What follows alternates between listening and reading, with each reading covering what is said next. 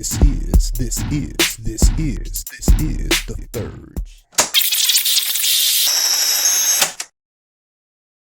Let's see here. So, what's going on? So the next video here, like I said, I like to do a different variety of different conversations, and just really random.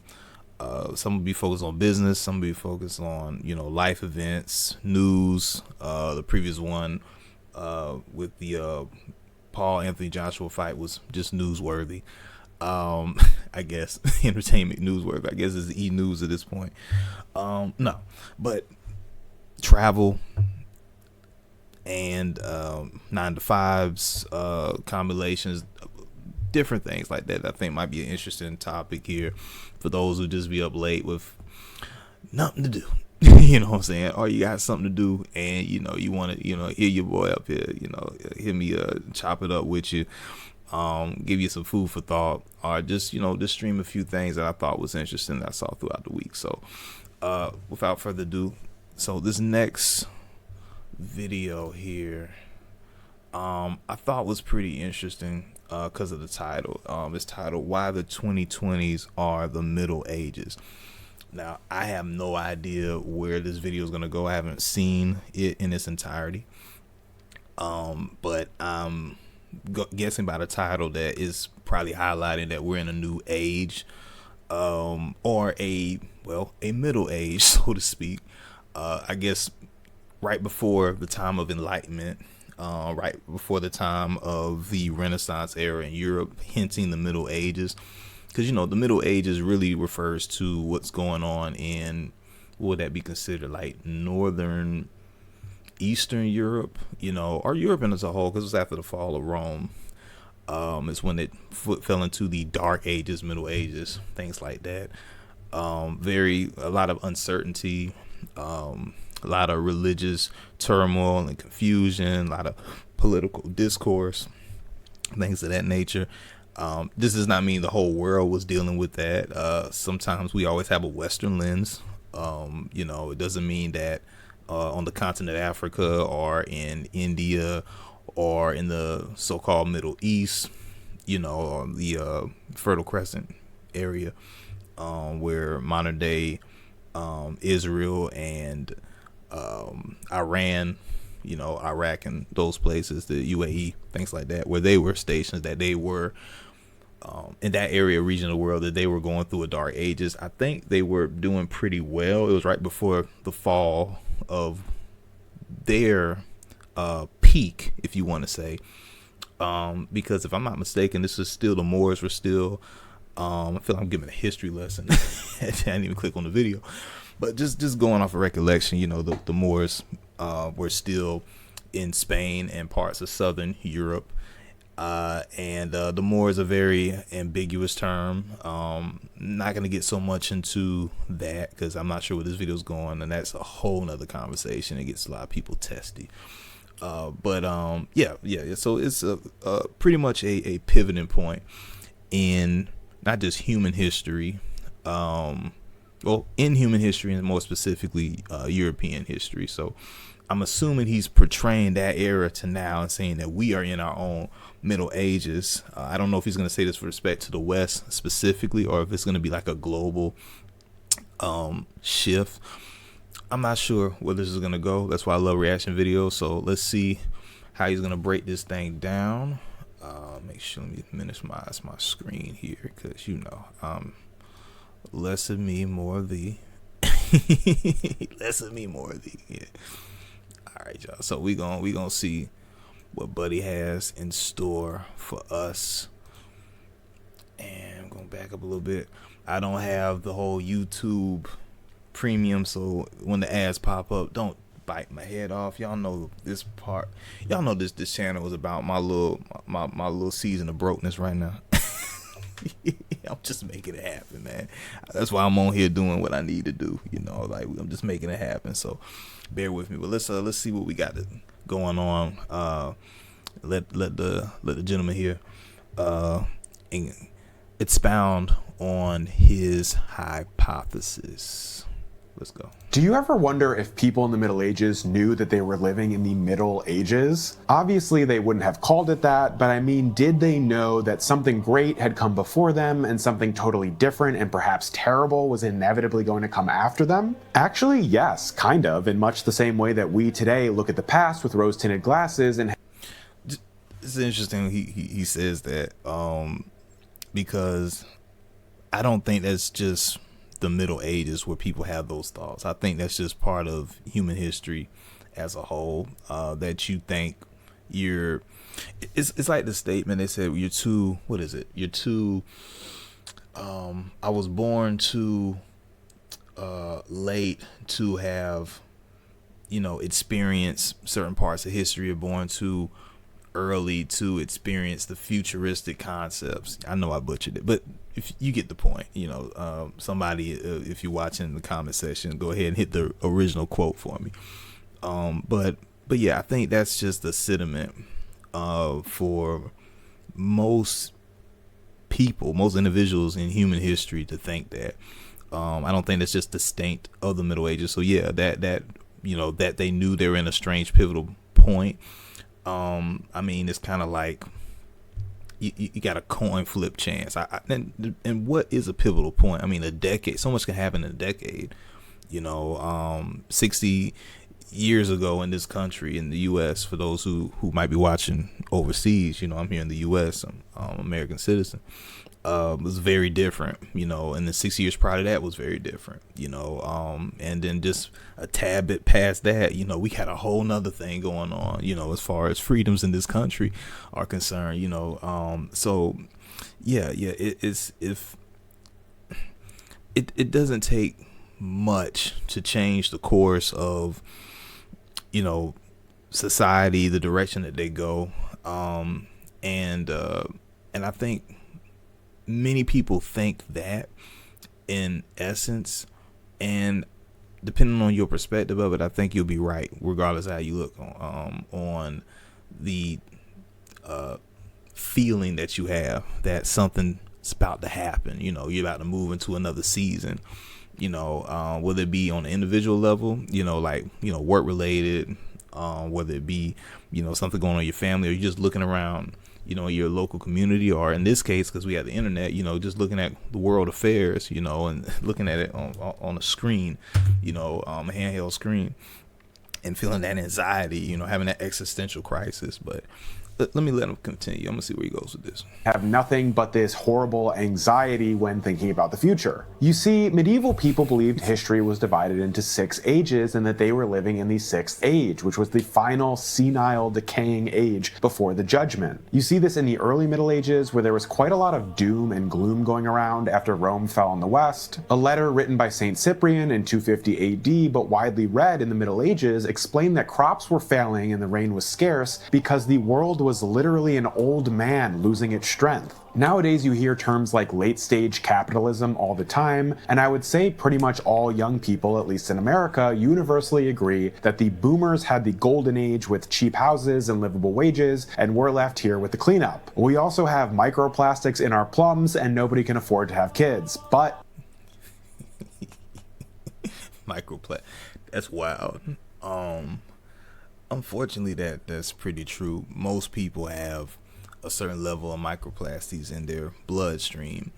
If you're watching this and you are either involved or part of a so-called first world country, even if you banned plastics in your home country, it probably is inevitable that you got something floating around in you in that capacity. So, enjoy that thought while we continue to watch this. Back to the Middle Ages. Fast forward a few centuries to 1014 AD, when the Anglo-Saxon Archbishop Wulfstan basically told his congregation that the Vikings were crushing them because the apocalypse was starting. I see a lot of similar sentiments on social media now, where people claim that because of climate change, or war, or the advancements of AI, that we're all totally cooked.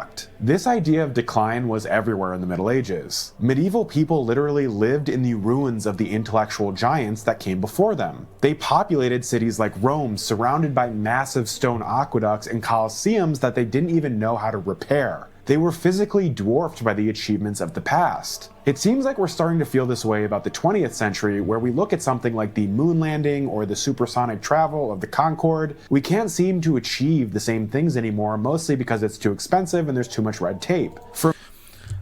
I like where this is going, and I'm gonna speed up through. I'm not gonna, I always gonna give credit to the content creator here. Matter of fact, let's go out real quick and see who this gentleman is. Medieval Mindset. Okay, so apparently he does a channel like this where he speaks on things in the past, specifically the Middle Ages. I'm assuming of Europe. While we're living in the second Middle Ages, I think 21st century is a peak of progress. Our culture, politics, and technology are beginning to mirror the medieval world in ways that are both fascinating and terrifying. Right. So, shout out to him on breaking down this topic.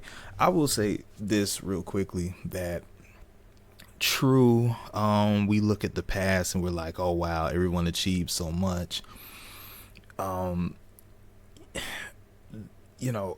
That's, once again, that's every generation that thinks that, and it's so funny you mentioned the anxiety of it all, because that's really what all it is, anxiety, which is a form of distraction. I think that's even a root word in the Greek. Don't quote me on that, but it's a distraction nonetheless. It's a mental distraction that affects you emotionally, for you to concentrate on things that are pretty much irrelevant, such as thinking that you're behind or you're too far ahead, or either you are or you're not. But the actuality of that is hard to predict, because you're in that moment at that time. You don't know the future. The past is behind you. Sure, you can look at the past, but use it as motivation for the future. The thing is also, when you try to compare yourself, a lot of these achievements, I won't say that they're, how I put it, I won't say that they're like little trophy check marks. Some of them, like going to the moon, that was just a way of showing, up and one to Russia, dealing with the Cold War. Some part of that was militaristic, some part of that obviously was technological. And when people say, why aren't we at the, go to that phase of space exploration? Many people say, oh, we didn't even go to the moon, because if we did the first time, wow, how could we lose the technology? A lot of stuff deals with budget. A lot of things that we're dealing with, believe it or not, has to do with the economy. A lot of things that we're dealing with has to do with our education system. It's a combination of the two, and that will cause a significant level of stagnation, right? So our ability to be like those in the past, I mean, sure, okay, we've gone to space. We can at least say we've gone to space. If you don't believe you've gone to space, it's a completely different conversation. We've gone to space, all right, at the bare minimum. Great, but we still can't build the pyramids in Egypt, right? There's levels to it. I think a lot of times we believe that we're much smarter today than we were in the past. We know more, but our ability to utilize what we know is very limited, and that can't not be over. We can't dismiss that, as one of the reasons why we seem to struggle with progression. If you don't have the funding, things are going to slow down. The 50s and 60s was a completely different time for particular reasons. And the education to, actually know, not just being taught what to think, but know how to think, is why you have so many great novelties of the past that we don't see today. And what we do see today is really based off of just more and more consumerism and quick self gratification. And that is a recipe for extreme stagnation and running around in circles like a dog chasing his tail. So there are some differences here. The people in the past didn't have all this fluff in front of them. And there are other reasons why certain things took place. The lack of understanding how to deal with diseases. But I'm pretty sure he's going to get into that. But I don't want to dwell too much on certain points. Let me see if he has. Post memes. Let's speed up and see what else he got to talk about real quick. You know, while he's building this case. Like I said, I don't want to just, you know, I'm not in the habit of just streaming the whole thing. I just like to see bits and pieces. That way people can go back and watch the original video and enjoy it in its entirety. So like I said, so if you don't want to hear me give a commentary, I respect that. I'll make sure I put the link to this video in the description so that you can enjoy it without hearing my yapping. But thank you for at least engaging this conversation. That's what I plan to do on this segment. Maybe this part is a bit of a stretch, but the scholar Carol L. Robinson has also claimed that these digital interfaces are recreating medieval manuscript aesthetics. So picture illuminated manuscript marginalia from the Middle Ages. I'm sure you've seen it. They're those weird little drawings of knights fighting snails or rabbits hunting people. They appear consistently, and from what we can tell, they are sort of the medieval version of memes. Of course, now we have Wojaks and Pepes and whatever deep-fried nonsense Gen Alpha is cranking out. But the point is that these images convey a complex shared cultural feeling, and you don't really need a single word of explanation. Playing on iPhone? Now you can play Unlocked on PC with Google Play Games. Unlock bigger...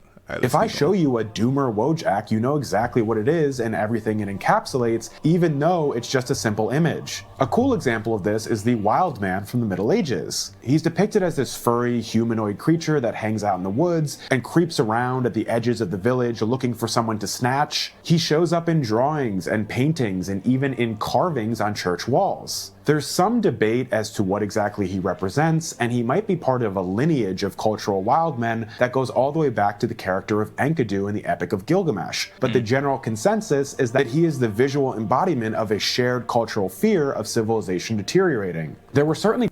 So we have boomer memes and all these other little fancy memes. They had Bigfoot memes and stuff like that apparently, and you know theirs was definitely more based in that comparison. You know, I mean, if you ever met somebody who's like real big on Bigfoot, you know exactly what I'm talking about. And shout out to them with the what they call them, cryptids or something like that. Yeah. Shout out to them. Plenty of times in the Middle Ages, with the Black Death being a great example, where it felt like the civilized world was falling apart and a primordial savagery was returning after millennia of human progress. That's why the wild man is half human, half beast. He's like this mix of the wild and the civilized that lives in all of us, except his wildness has overtaken him. The medieval viewer would see a visual depiction of the wild man and intuitively understand these things, just like you do with the Doomer Wojak. Also, Labubus kind of look like the medieval wild man. That has nothing to do with the thesis of this video, but I just felt like including it. There's another point I want to make here. There's something real dark about that thing, by the way.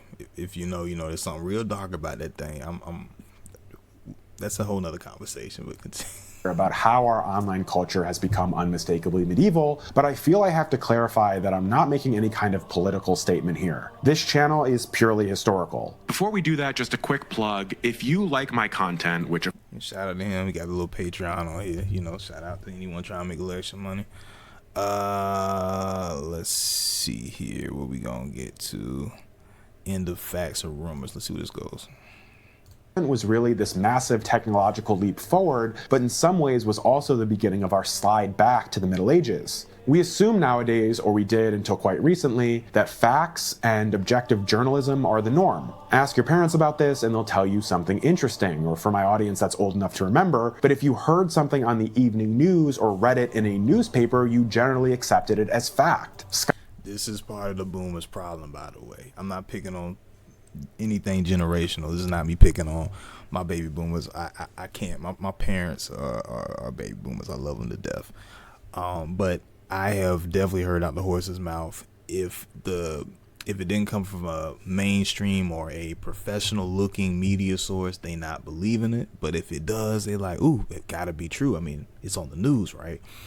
And a lot of this stems from, well, and I really will try to speak on this a little bit more in other segments, or you'll hear me bring this up often, because I bring this up in real life often, so I'm pretty sure I bring it up on here. The baby boomers are the first real, if you want to say, Gen Y/Z. And what I mean by that is they're the false. What is the word false? They're the first social media kids. And hear me out on this. They are the first ones to have color television in their homes. And that's a big thing. We don't understand that. I don't even think Gen X fully understands that, right? You know, Gen X would be like the Gen Z in that situation, because it's like many baby boomers, you know, saw the transfer of the, you know, black and white TV being in the home, and then eventually over time going to color. So those who had certain backgrounds, you know, the parents put that little film on the TV and say, hey, it's a color TV now. That's some people. Hey man, you got to get how you live out here, man. I'm like, that sounds like something I would do. Like, yeah, kids, yeah, I ain't why spend an extra, you know, whatever the currency equivalent would be for a color TV. Just put this little colored film on and you're good to go. What do you know the difference? All you knew was black and white, right? But no, they are the first ones to be stimulated by televisions and programming, okay? And that has done a number on that generation. And I do really believe that's how we went from the prim and trim to the hippies in one skip of a generation, like a complete night and day. You know, we went from Leave It to Beaver to Jimi Hendrix, you know, and love both of them in their own way. But clearly there was a cultural shift when it came to how people receive information, but that started with the baby boomers. And now that they are the top elder generation, you know, I mean, across the board, from the president of the United States to the Pope, both are baby boomers. You know, these are the ones who have the knowledge of the world that the younger generations do not have. We still have what they call the silent generation, and we have a few respectful left for the greatest generation. That's your World War II generation. You know, I didn't come up with these titles, but hey, I'm not mad at calling them the greatest generation, because that's many of my grandparents, and hey, they were different. They were just different, inside and out. Miss them greatly. So that's not this is not me, you know, just coming up with my own terms. But in the range of what's considered a baby boomer, you're 1945 to 1965, I think, or something, where in that time frame. They were the first generation to really be stimulated by a form of social media. And to this day, I saw a statistic, I don't know if it's still true, I could look it up after this video, that baby boomers are still the number one users of social media, like Facebook and things like that. So they get a lot of their news from things like that. And email is still one of the strongest social medias. People don't think about email being a social media, but I mean, if you know, you know, like those back, you know, shout out to my 80s and 90s babies, you know, the AOL era, the dial up, you know, you get an email, you know, the chats and stuff like that. That was a big thing, you know, text messaging and DMs and things like that took over that conversation. But those chat rooms and stuff was a big, you know, all the rage basically in the 80s and 90s. But they still are one of the number one users of social media to this day, at least from a statistic that I saw. Then again, I could have been manipulated myself, you know. Where did I get my source from, right?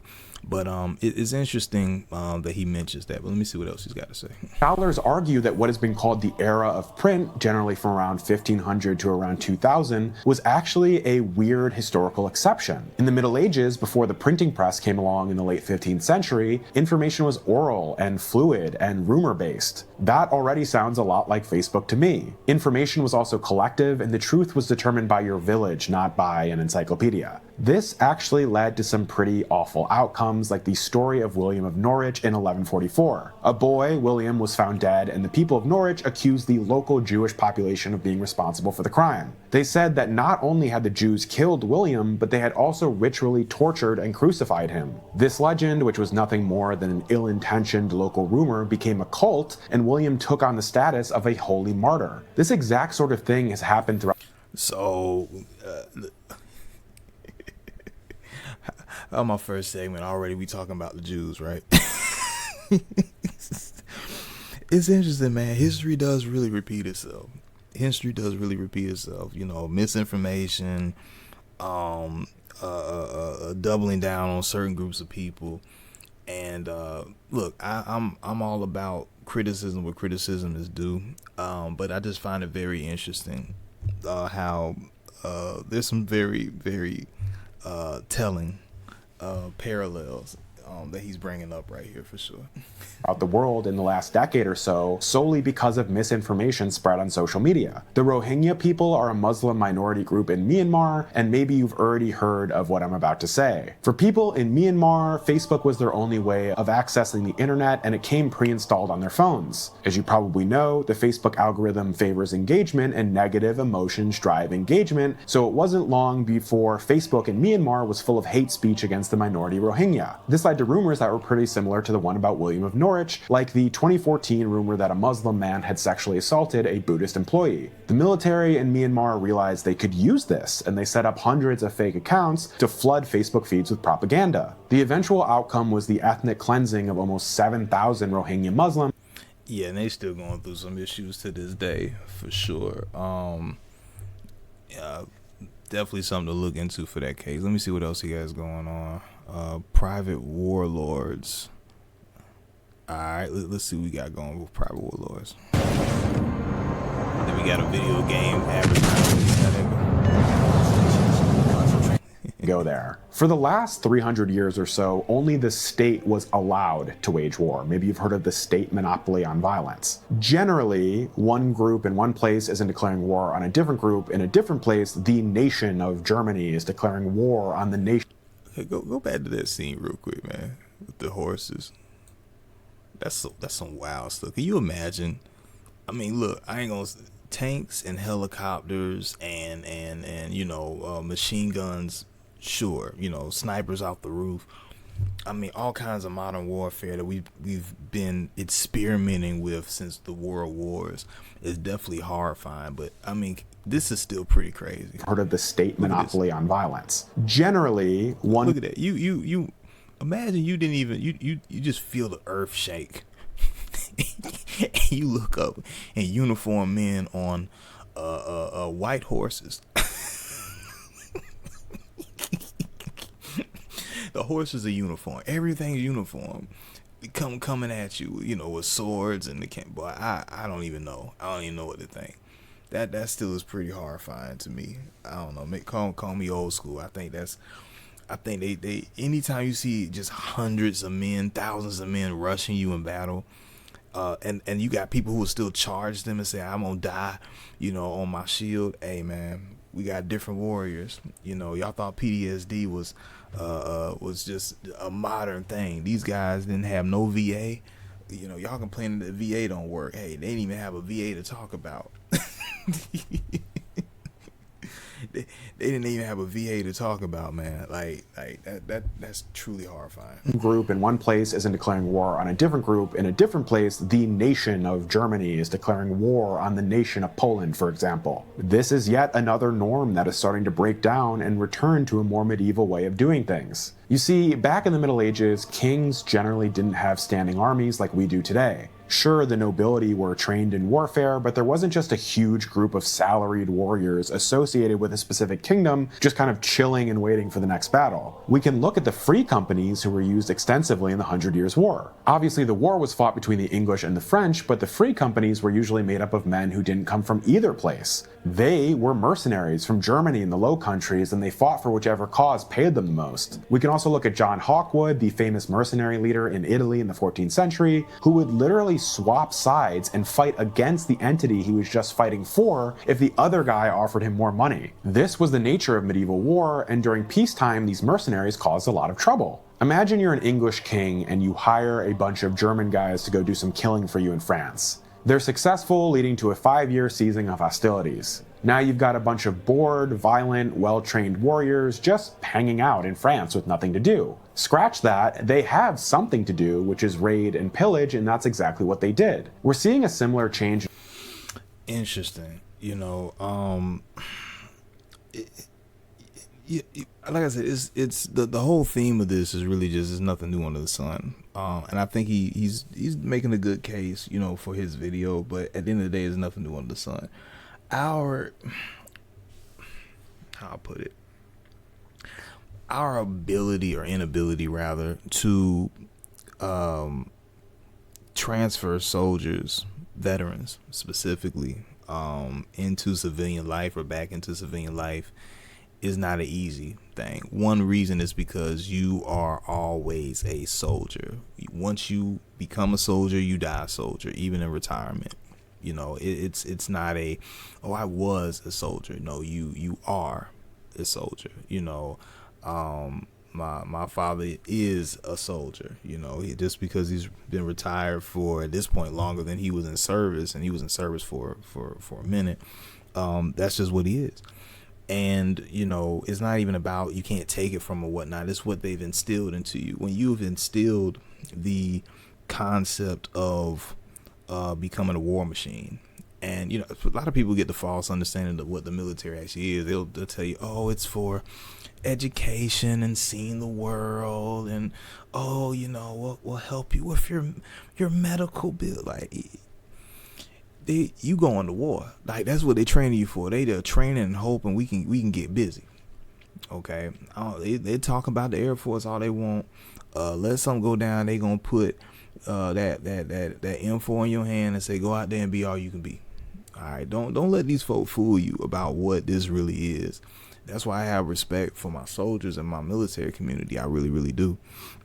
You know, I'm not in disillusion about what you are put into that industry, you know, that military industrial complex, because it really is that to do. But when your job is over, to go back into, you know, go quietly into the night type situation. Well, maybe not that. That's saying something totally different. But, you know, going into the civilian world and, you know, working a regular job or trying to find, you know, something that, you know, outside of maybe security or something. Not everybody goes into the military and becomes an engineer or a pilot. You know, sometimes the job doesn't even transfer correctly. And not just that, just understanding, like, they broke you, put you back together, made you what you are, and now you're free. And that's a lot. You know, I see so many veterans on the street just struggling with mental issues. I have friends who served and, you know, were deployed for a year or some change, and they never came back the same. You don't come back the same. You know, is real. You know, so, and then you have certain unfortunate events where former U.S. soldiers and abroad, I'm sure, you know, had manifestos, did crazy things. We've had a few happen. Was it this year? I swear I'm getting my times mixed up. This year, last year was the whole the little Tesla car bomb ish. The whole Tesla explosion at I think it was a Trump hotel, if I'm not mistaken, and around the same time it was that horrible incident in New Orleans. If I'm not sure, I think both of them were veterans. You know, and it's not to say that, you know, you're going to become a terrorist when you get out of the military. I'm not saying that at all. It's furthest from the truth. Matter of fact, it's statistically just untrue. But that you may mentally suffer in that exchange, going back into the civilian world, that is something that for many is unavoidable. And, you know, so yeah. I think the theme of most of this is really just, is nothing new under the sun. And it in a sense, it kind of ties you to the old world to let you know how human we've been, right? In warfare now, where increasingly there's this move towards private entities fighting our wars for us. You have the famous example of Blackwater during the War on Terror, and you have similar private military contractors like the Wagner Group operating the current war between Russia and Ukraine. There are tons of news reports coming out all the time about these contractors fighting in various conflicts in Africa and the Middle East especially, and because they exist in their own category, they're operating independently of national laws in the exact same way that the free companies did. It's a scary thought, and this isn't going away anytime soon. Speaking of national laws, let's talk a little about overlapping sovereignty. We're taught with our current maps that the world is... And shout out to the Delta Force. You're talking about private contractors, but then you have the ones still in the military that operate in that similar mindset. You know, Delta Force, I think it was a Navy SEAL team that took out Bin Laden, if I'm not mistaken. I could be wrong about that. But, you know, not a whole lot of men, you know, dropping out of helicopters, you know, doing what they do. The whole bombing of the supposed nuclear sites in Iran was done by a new technology with respect to an airstrike by the Air Force. So we're talking about how many individuals involved. It has to be less than 30, you know, to do such a devastating thing and then be gone right afterwards. This is so just putting that out there. It's not just the private sector that does these very small team missions. The military has their own forces that do just that, you know. So but they all are two sides of the same coin.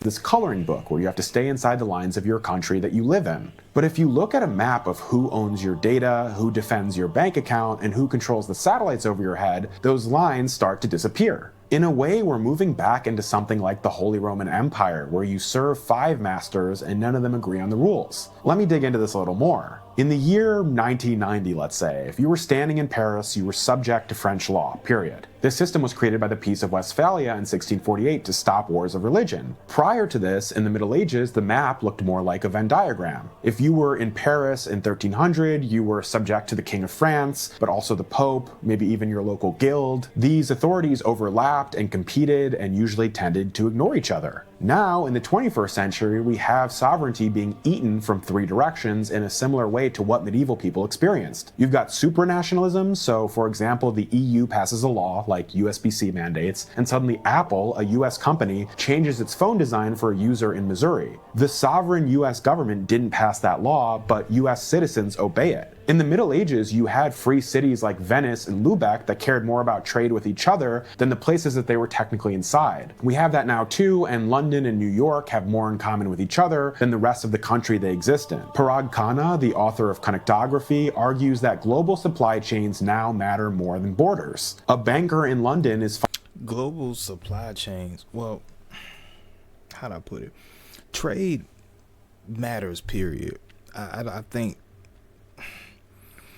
don't think people really understand that if you don't have a good trade agreement, despite your sovereignty and the vastness of the resources that you have, you do not really have a thriving society.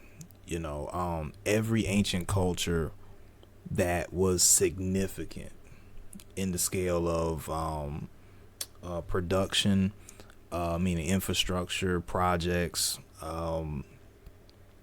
currency, whether that currency be from a barter perspective or like an actual physical currency, coins, metals, things like that, have a bustling trade with another region of people.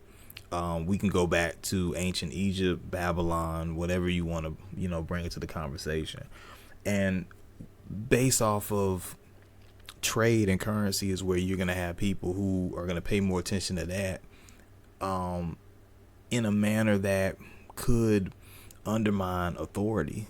And I wouldn't even say undermine. It's not even undermine. It's just it's a energy or a flow that is interwoven in the fabric of human communication, how we deal with day-to-day activities, If you're an artisan, you need certain tools, you need certain materials. If the trade for those things are not there for you to work on what you need to work on, your livelihood is stifled. And the ability of good leadership to make sure that it's not stifled, that goes from the top down, is there to keep the flow of things so that society functions as it should. But it's not that they necessarily can put their foot on every aspect on an individual level. There might have been, funny enough, more control about that in the past, but the more we move into a so-called more sophisticated global society, the least amount of power people on the top have in the day-to-day flow of how human beings do business with one another. The funny thing is, they want to probably go back to having more control, but I think that would actually stifle the progress of a thriving society. The real issue is the companies or businesses that own, the means of production, or these particular assets to which we do trades for. Those are the ones that are going to always be the stumbling block for society. This is where you go back to the Gilded Age concept, like here in the U.S., where you have the Rockefellers, the Carnegies, and things like that, pretty much owning the country, which is where I think the gold standard of dropping that was a part of the conversation to try to mitigate from happening. But that just opens another conversation of digital fluctuation of currency and with respect to tangible collateral assets. And in other words, do we have enough gold to state that we can have this level of strength for the American dollar, towards the world, since the world has accepted it as the global currency and things like that. But just going back to the point of entities, business empires, and things like that. That's the biggest threat, is that the companies own so much wealth and they can control governments based off of that. And it does kind of feel like it becomes a small cabal of nefarious figures. But at the end of the day, the reverse of that is, do you want the government to be that one entity to control all of that? And that's where we also, not to get into politics, where you get this whole capitalism versus socialism argument and why they wrestle with one another. And I think personally, depending on case by case basis, you have to have a combination of similar ideologies. And this is separate from like where the idea of socialism came from versus what capitalism is, why people have gravitate towards it and why people are successful with it. It's just more of understanding that at some point human nature and greed is always going to take over, and that is always going to be a fear in the end. I'm gonna stop here with Buddy. We kind of went over the time a little bit, but that's cool. It's cool, having a little fun here. Probably gonna chop this video up, but we're gonna stop here. All I can say is, there's nothing new under the sun. Is always, I think every generation of people deals with these deep feelings. I think you're always gonna see different parallels nonetheless that reflect the ways of the past.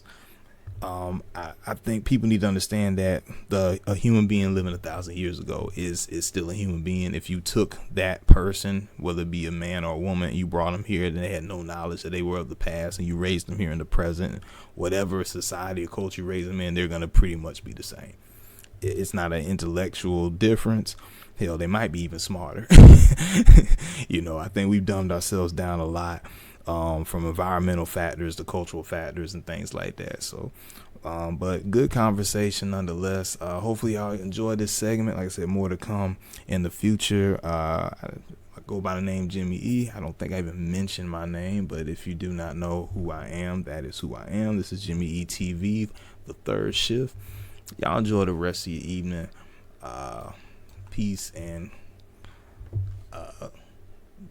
Salutations. All right, we out here.